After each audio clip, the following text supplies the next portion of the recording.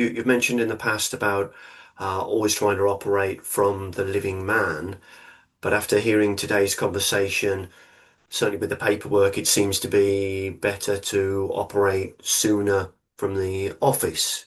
When you're dealing with courts, yes. When you're dealing with Okay. police, yes. Whenever time they use the fiction name, bring in your Office of Executor straight away. That you can, I say, use both barrels. The living man can come in and be saying, "Hey, where's this? Have you got a contract of my involvement?"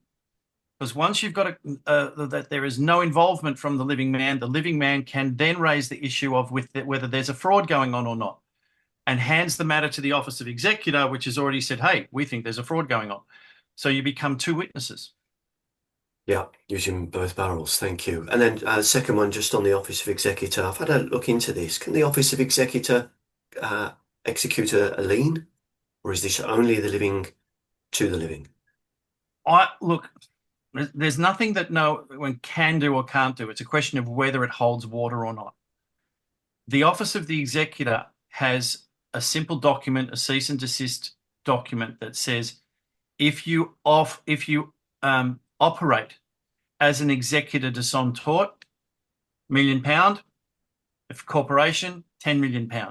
If you stick to that, you don't ever need to do a commercial lien Okay. because you don't.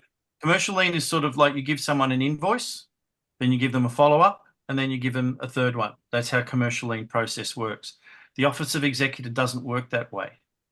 The Office of the Executor says, you have breached the trust. You've already been warned. Here's the remedy, 10 million. That's it. It's enforceable. And it wouldn't be enforceable how? Under trust law. Under Right. trust So, law, they've okay. breached trust law. You've told them to repay it. You've given them 28 days to put the money into the account. They don't do that. They're breaching trust law. So you Right. bring in sheriffs, watch this space. We're so close to it happening.